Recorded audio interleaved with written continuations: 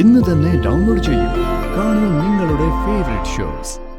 ഞാനൊരു അമ്മയാ, മക്കൾക്ക് വേണ്ടി മാത്രം ജീവിക്കുന്നൊരമ്മ. വാ മോളെ വാ.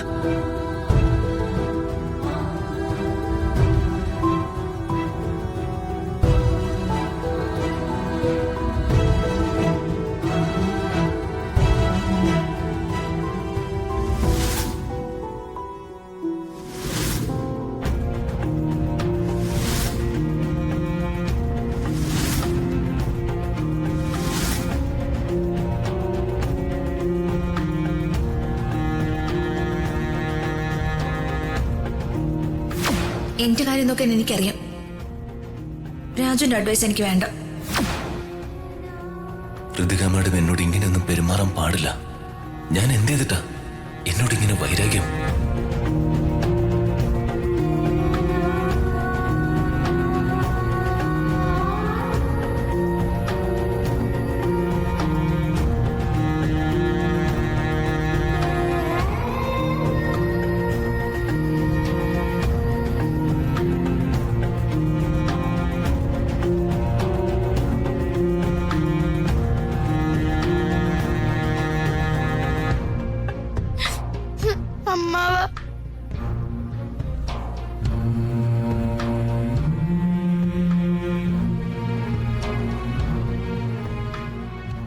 സോറി അമ്മാവ.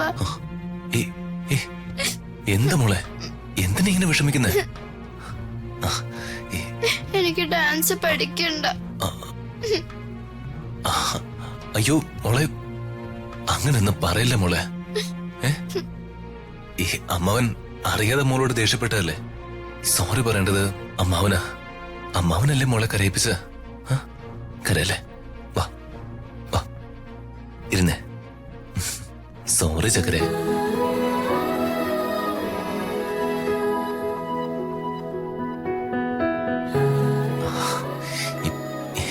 മോളെ, നാളെ തന്നെ അമ്മാവൻ ഡാൻസ് സ്കൂളിൽ ചേർക്കും. ഓക്കെ, നമുക്ക് നാളെ തന്നെ പോവാം.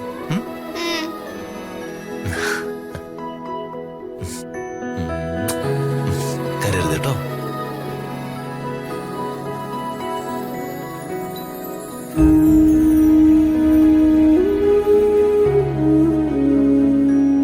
അമ്മേ, എന്തിനാ രാധേ എനിക്ക് ഈ പപ്പടവട? അമ്മ ഇടയ്ക്ക് അങ്ങനെ ചായയും കാപ്പിയൊന്നും കുടിക്കുന്നില്ലല്ലോ.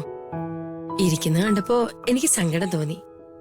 എന്നാ പിന്നെ എന്തേലും കുറിച്ചുകൊണ്ടിരുന്നോട്ടെ എന്ന് കരുതി കൊണ്ടുവന്നതാ. രാധമ്മ വലിയ മനസ്സലിവുള്ളവളാ. എന്താ എനിക്കില്ലാത്തതും അതാ.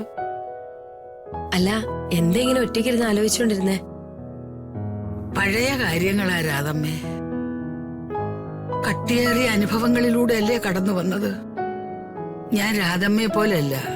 ഞാൻ എന്റെ മൂപ്പർക്ക് ഒരു സ്വസ്ഥതയും കൊടുത്തിട്ടില്ല. അല്ല, അതിന്റെ കാരണം എന്താ? പുള്ളി ഒരു മണകൊണാഞ്ചനായിരുന്നു. ഒരു പിടിപ്പുമില്ല. മനുഷ്യരെ എല്ലാരും അങ്ങേരൊക്കെ പേടിയായിരുന്നു. ഉള്ളത് പറയണമല്ലോ, ഏറ്റവും കൂടുതൽ പേടി എന്നെ. അല്ല, എന്റെ അമ്മ പറഞ്ഞു തന്ന ഉപദേശമാണ് കെട്ടിയവനെ വരച്ച വരയിൽ നിർത്തണമെന്ന്. എന്റേത് കുറച്ച് കൂടുതലായിരുന്നു. ഓർക്കുമ്പം ചെറിയൊരു വിഷമം. പശുവിനെ പോലെ ഇപ്പൊ അയവിറക്കുന്നത് അതൊക്കെ തന്നെയാ. നോവിനാലേ